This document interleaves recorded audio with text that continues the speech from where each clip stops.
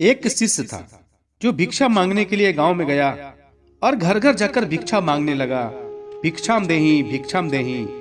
भीतर से बड़े जोर से एक दरवाजा खुला और एक बड़ी बड़ी दाढ़ी वाला तांत्रिक बाहर निकला और चिल्लाते हुए कहा, मेरे दरवाजे पर आकर किसी और का गुणगान करता है। तेरी इतनी हिम्मत! कौन है तुम्हारा गुरु? तुम किसकी पूजा करता है? शिष्य ने गर्व से कहा, मेरे गुरु महाराज जी जो स्वयं सर्वसमर्थ हैं।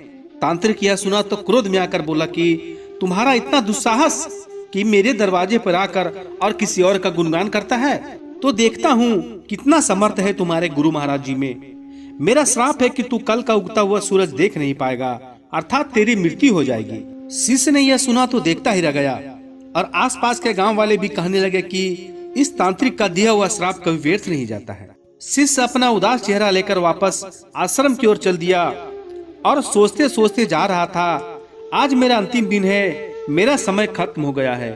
शिष्य आश्रम में जैसे ही पहुंचा, गुरु महाराज जी हंसते हुए बोले, ले आया भिक्षा? बेचारा शिष्य क्या बोले। गुरुदेव हंसते हुए फिर बोले, भिक्षा ले आया? शिष्य ने कहा, जी गुरुदेव। शिष्य ने कहा, भिक्षा में मैं अपनी मौत ले आया हूँ, और सारी घटना सुना दी और एक कोने में जाकर चुपचाप बैठ गया।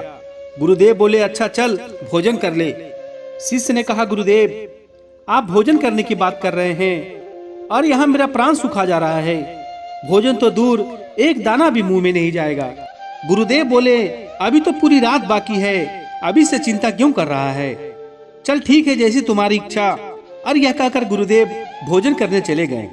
फिर रात में सोने की बारी आई, तब गुरु महाराज जी शिष्य को बुलाकर बोले, हमारे चरण दबा दो। शिष्य मायूस होकर बोला, जी गुरुदेव, जो कुछ क्षण बचा है जीवन के, उस क्षण में आपकी सेवा कर ही प्राण त्याग करूं, यही अच्छा होगा।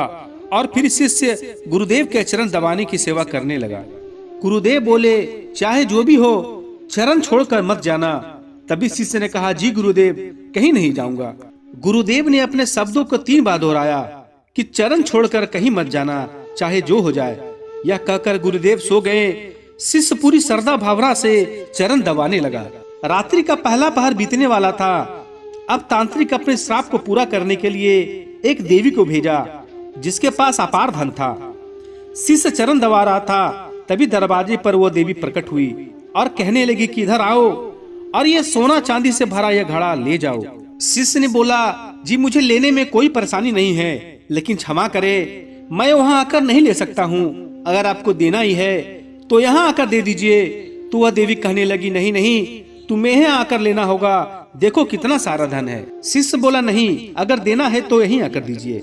तांत्रिक अपना पहला पासा सफल देखकर दूसरा पासा फेंका। रात्रि का दूसरा पहर बीतने वाला था।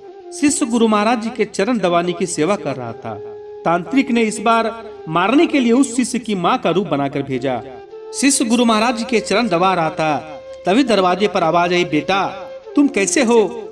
शिष्य अपनी माँ को देखा तो सोचने लगा, अच्छा हुआ जो माँ के दर्शन हो गए।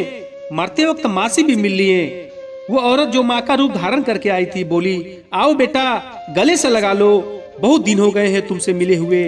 शिष्य बोला, क्षमा करना माँ, मैं वहाँ नहीं आ सकता क्योंकि अभी मैं अपने गुरु महाराज जी की आज्ञा में रहकर चरण सेवा कर रहा हूँ। मुझे भी आपसे गले लगना है, इसलिए आप यहाँ आ जाओ। फिर वो औरत देखी कि चाल काम नहीं कर रहा है तो वहाँ से चली गई। रात्रि का तीसरा पहर बीता और इस बार तांत्रिक ने यमदूत वाला राक्षस भेजा।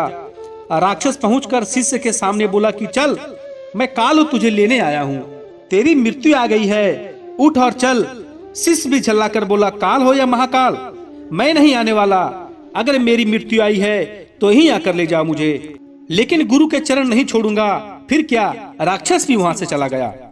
सुबह हुई, चिड़िया अपने घोंसले से निकलकर चहचहाने लगी। सूरज भी उदय हो गया। गुरुदेव महाराज जी नींद से उठे और बोले, सुबह हो गई। शिष्य बोला, जी गुरुदेव सुबह हो गई।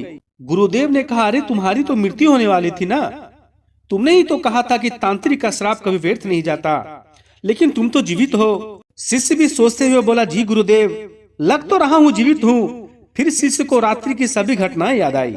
फिर समझ में आया कि गुरुदेव ने कहा था, चाहे जो भी हो जाए चरण छोड़कर मत जाना।